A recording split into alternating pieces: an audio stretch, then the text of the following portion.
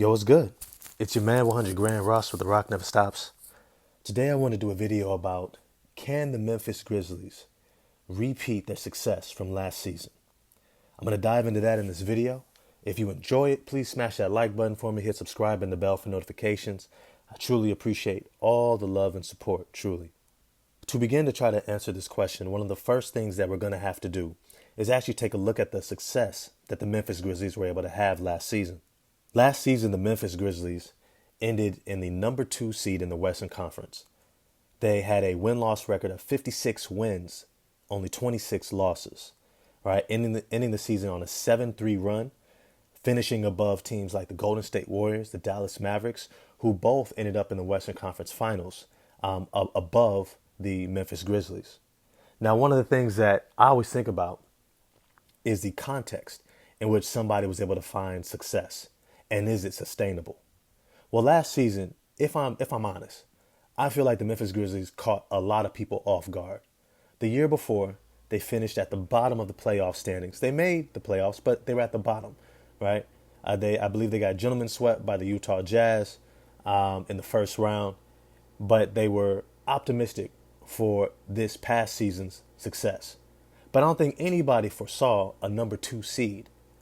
Now, when we think about the actual context of last season, there were some pretty significant elements that took place. One, I think it's widely accepted that last season, the Western Conference was the weaker conference of the two. Last season, you had several of the more dominating teams without their best players, and as a result, quickly fell out of playoff contention. Now, as we go through this Western Conference roster here, we're going to take a look at the different teams that they finished above and even beneath. And we're going to see what is the likely outcome of this happening again. The first team is the Phoenix Suns. This is who the Memphis Grizzlies finished beneath. The Phoenix Suns have the best record in the league, ending the year with a 64-18 record, 8 games above the Memphis Grizzlies, the number 2 seed. They just by far blew everyone out the water. They were the most consistent, they were clutch, and they were able to execute at an extremely high level. The question becomes, do I see this happening again? And the answer is kind of yeah. I see the Phoenix Suns having a great record next season. I think they're built for the regular season. I do think that they will experiment a little bit more. They will utilize some other people in that backup point guard role. Try to develop other guys like Cam Johnson, maybe get DeAndre Ayton going a little bit more to try to prepare for the playoffs.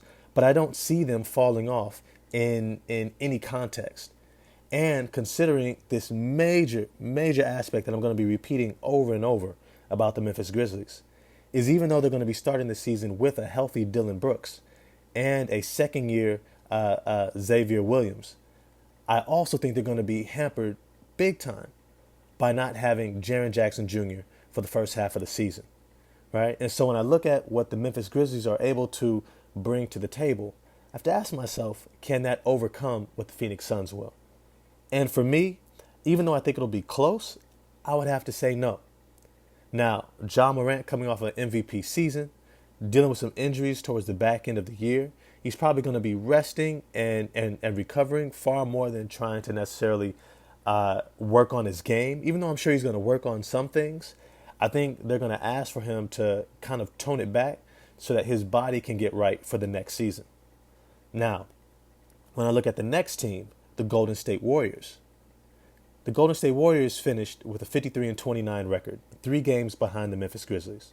But something to keep in mind is that the Memphis Grizzlies, even though they were playing some great basketball, the Golden State Warriors were playing without probably their second best offensive option, which is Klay Thompson. They were playing without Klay for half the season and then spent another month or so of him really getting reacclimated to playing not just in NBA basketball, right? Because you have to get your cardio up. You have to get your legs under you, right? But he also had to get acclimated to new teammates.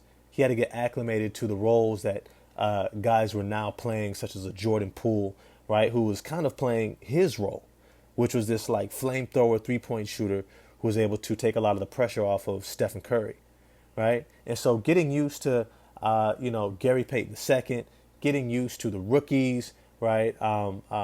Jonathan Kuminga, Moses Moody, right? Getting used to this new roster, playing alongside of them for the first time in 2 years, right? Andrew Wiggins, especially, who was an all-star, right? It was taking time. But after a championship run, I fully expect the Golden State Warriors to hit the ground running, right? I don't expect Klay Thompson and Stephen Curry and Draymond Green to be in the lab trying to work on things. I think they're going to be recovering, resting, and they're really going to rely upon the young guys, such as Jordan Poole's in a contract year, Andrew Wiggins, who's in a contract year, Moses Moody, who's probably going to have a larger role, Jonathan Kuminga, James Wiseman. They're going to rely on these guys to kind of carry them a little bit early on. And I think they're going to have great success, right? A lot of those guys have a lot to prove. Some of them have money to make, right? And some of the other guys are looking for an opportunity to show that they have far more to offer, right? And so I expect the Golden State Warriors to probably finish, if not with the best record in the league, with that one or two a record in the league, not just the Western Conference. So I don't see the Memphis Grizzlies finishing above them, right? So that puts the Memphis Grizzlies down to a number 3 seed. Now the next team that they finished above was the Dallas Mavericks. The Dallas Mavericks have retooled in a beautiful way. Despite losing Jalen Brunson, they've been able to bring in Christian Wood, and they're returning Tim Hardaway Jr., who was out the second half of the season with an injury, right? Not only that, but Spencer Dinwiddie, who was their backup point guard last year, is going to be in year 2 after coming back from his ACL injury. Now, why is this significant? Because the first year coming back from an ACL injury, the majority of the time is about just getting your legs back, right? Getting that feel for your body and your legs underneath you. Yeah, you're healthy. Yes, you're ready to go. But getting your stamina back, getting used to how your legs move and building that confidence in your legs, right? That confidence to, cut sharp and explode and land, right? That takes generally about a full season to really mentally recover from. And so I expect for Spencer Dinwiddie to look really good next year, right? Not to mention that he's going to be creeping upon an opportunity for a contract extension himself. So he'll have every motivation to play hard. Now, the aforementioned Christian Wood, he's also going to be in a position where he's looking to get himself an extension the following year, which I believe he's going to be eligible for. You guys can correct me if I'm wrong on that, right? But I expect him to want to prove, which he's wanted to for probably since he really got an opportunity with the New Orleans Pelicans and then the Houston Rockets, to prove that he is a winner, to prove that he can play at a high level. And this is something that I love about Christian Wood, is that he has that chip on his shoulder. He plays with that motor. And I think playing underneath Jason Kidd and seeing even Luka Doncic buy in defensively, it's going to bring the best out in him in terms of him playing defense consistently each and every play. Because it's not going to be relied upon him to be this dominant scorer. He's probably going to be the number 3 option. And that's going to mean that he's going to be acclimating to having less of an offensive demand and much more of a defensive demand on a winning team that was just in the Western Conference Finals. So for me, I see the Dallas Mavericks finishing above the Memphis Grizzlies. So that knocks them down to number 4. Now, I shouldn't have to talk much about the Utah Jazz. We all understand the state that they're in as a franchise and an organization, right? What they do with Donovan Mitchell is neither here nor there. This team is not going to repeat the success that they've had over the last 3-4 seasons. I see them bottoming out. I see them falling off. Even though they still got Mike Conley, even though they still got Jordan Clarkson, even though they still got Bojan Bogdanovic, right, and some nice players, I don't think that they're going to be able to repeat that success, because the center point of that team was still Rudy Gobert. From my opinion, and I might do a video about this, I think that Utah did the wrong move in letting go of Rudy Gobert. For some reason, I feel like European players don't mind staying in small markets. And for all intents and purposes, Rudy Gobert seemed like he was ready and intent to actually make Utah his home, which is rare from a star level player, which Rudy Gobert is. He is a star. He may not be a star offensively, but he is a superstar defensively, right? And he's somebody you can build around, you can build a culture around, you can build a team identity around. And I think that was who they should have kept over Donovan Mitchell, right? Who I think is gone no matter what once this contract is up, right? That's neither here nor there. They're bottoming out. They're gone, right? So I definitely still have Memphis here at that number 5 seed. But then we look at the Denver Nuggets, right? Who finished about 8 games back from the Memphis Grizzlies. They're going to be returning Jamal Murray. They're going to be returning Michael Porter Jr. They're going to have the development of guys like Bones Highland, who's going to have a bigger role now that Monty Morris is out. But then they also brought in Kentavious Caldwell Pope. Aaron Gordon is still there, and they still have some key players from last season who are going to be ready to be revved up for a big run. Now, is Michael Porter Jr. and Jamal Murray going to be able to hit the ground running? We'll see. We'll see. Both of them had big-time injuries where I was out a full season, and so they may not be ready to come in and contribute from day one as if they had never left, right? They may need some time. But even then, I see them still being able to perform at a high enough level surrounding Nikola Jokic, 2-time MVP, to be able to finish pretty high in the standings. So right now, it's kind of a toss-up for me between that 5-6 seed either being right there with the Memphis Grizzlies or right beneath them. So let's keep them comfortably there at around 5-6. But then we got the Minnesota Timberwolves. Now, everybody who knows me, knows my channel, knows I'm not a Minnesota Timberwolves believer. I'm just not. Karl-Anthony Towns, to me, is just not a winner. Even though he's extremely talented, he's not a winner.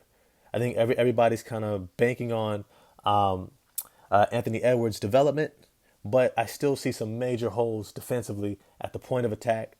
They're going to feel losing Patrick Beverley, even though they have Rudy Gobert back there. It's going to take time for them to put it all together. At the end of the day, I don't see them repeating last year's success. I see them dropping down to a play-in team again, regardless of Anthony Edwards' progress. And so I actually see the team that's beneath them, the New Orleans Pelicans, leapfrogging them. And with the return of Zion Williamson to that team that had Herb Jones on the all-rookie team, all-defensive team, he looks spectacular as a rookie. I think Trey Murphy is going to put it all together. Brandon Ingram is going to be repeating another great year. I expect for him to have an all-star level season. And then you still have guys like Jackson Hayes and Jonas Valanciunas there on top of the return of Zion Williamson. I wouldn't be shocked if New Orleans Pelicans actually leapfrogs both Memphis and Denver next season because I think they're going to be a regular season team. I think they're going to be a team that's just excited to win a lot of games and get to the playoffs. Right? They're not necessarily thinking strategically what we're going to look like in the playoffs. They just need to get there, right? Because they lost in the play-in. They won in the play-in. They lost in the first round to the Phoenix Suns, right? And so they're going to be excited just to get back, right? They're going to probably be one of those regular season teams that's just all in, and they're going to get to probably around that 4 or 5 seed, I believe.